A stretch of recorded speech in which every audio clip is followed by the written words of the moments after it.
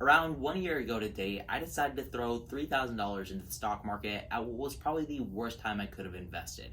This was the Thursday right before the huge market crash, and I had spent literally every single dime that I had saved up for months. Luckily, I was able to turn this around, and I brought my account from $3,000 to $47,000 over the past year. Let's talk about it.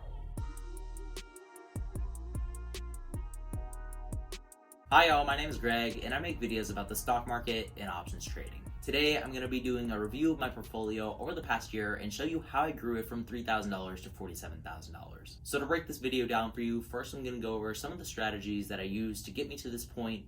Then I'm going to go over some of the mistakes that I made along the way. And finally, at the end of this video, I'm going to give you my plans for 2021 and how I expect to take my account from $47,000 right now to $100,000 by the end of the year. But before we get into it, if you enjoy this type of content and you want me to make more portfolio reviews, maybe once a month or so, make sure to leave a like on this video and subscribe if you're new to the channel. With that out of the way, let's get into the strategies. The first and probably one of the most important strategies that I've learned over the past year was to invest literally every single dime of discretionary income I had into the markets. This by itself took my account from $3,000 to $27,000, which means I put in $27,000 of my own money. I started this account off with $3,000 that I had saved up for months, maybe even a year, and I threw all of this into the market at one time, which definitely took a turn for the worse. And this is when I learned about dollar cost averaging. Instead of investing that $3,000 immediately and trying to get that instant gratification, what I could have done instead was divide that by 4 and invest $750 a week. And that way I would have got a much better cost average during the crash of 2020. Instead, what happened is I invested all of that $3,000 in at one time, and my account fell by around 40% from $3,000 to $2,000, which was really hard to watch. I've been using dollar cost averaging ever since learning this painful lesson, and I started investing $100 a week into Tesla stock. I built up that position over time to 20 shares at an average cost of $350, and now that makes up the top position in my portfolio at $17,000 with 135% return. Not too shabby, right?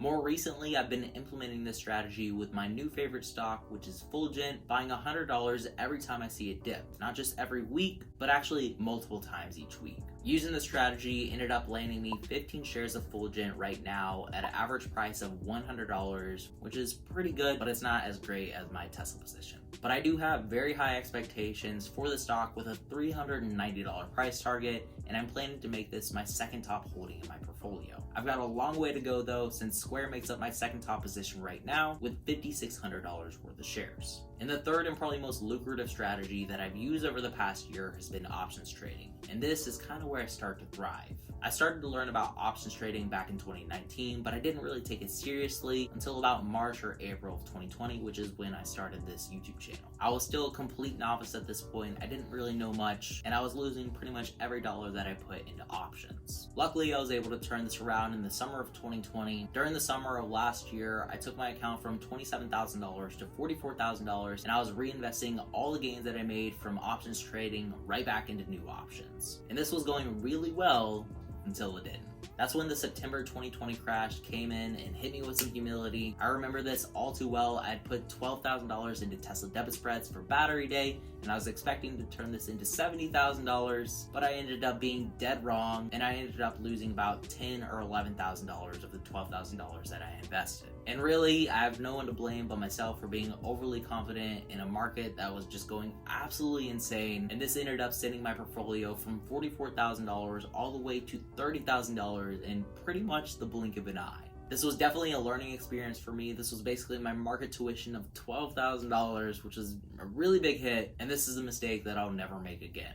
Ever since this, I've decided that I'm not going to put more than 10% of my entire portfolio into options trading, and right now my budget for this is around $5,000 for all the options trading in my account. I'm using this $5,000 that I'm putting into options, and whatever gains that I make from this, I reinvest that back into stocks, or in other words, I'm just investing all the gains that I make from options trading into Fulgent. This was probably one of the most important lessons that I've learned over the past year, never to get too confident, especially in an overly optimistic bull market, because sentiment can literally change at an instant. Right now, I'm a bit on edge with the markets extending into all-time high territory for the past 3 weeks, and it's definitely in need of a pullback or a correction with all the new retail traders that are piling into the markets, which is great to see, but at the same time, this is usually signs of the tail end of a bull market. And this leads me into my plans for 2021 and how I'm planning to take my account from $47,000 right now to $100,000 by the end of the year. My plans, at least as of right now, is to build up a big, hefty cash pile. How big, you ask? $7,500, or about 15% of my entire portfolio. I'm planning to build up this cash pile, that way whenever the markets take a turn for the worse, I'll actually have some new money to invest, unlike I did back in the 2 crashes of 2020. I know that it might be super tempting to invest that full $7,500 worth of cash in one day whenever the market takes a big dip, but hopefully I can hold back from this, and I'm planning to invest around 10% of my cash pile each week whenever the market starts to turn around. This is going to be about $750 a week that I'm planning to dollar cost average into the market, unlike I did back in the March 2020 crash. Hopefully I'll be able to turn a profit from options trading, that way I'll have a little more cash to work with, but with the strategies that I've been using over the past year, they probably won't work in a bear market. If you hold on to a put position for just a week too long, Fed Chair Powell is going to step in with his money printers, come to the rescue, and pretty much crush any bearish position you might have in the stock market. So my plans for the upcoming potential crash is to try to learn how to day trade more effectively, that way I can pull more money out of the bear market. Since bear markets are typically shorter than bull markets, it's best to hold on to your positions for just 2 to 3 days, because it could turn around in an instant. Luckily for me, I have over $25,000 in my account right now, and I'm not under the pattern day trader rule, so I can make as many day trades as I like each week. If you're still under the PDT rule though, and your account is under $25,000, what you could do is either open up 2 brokerages with options trading, or open up a cash account. This way you'll actually be able to make more than 3 day trades each week.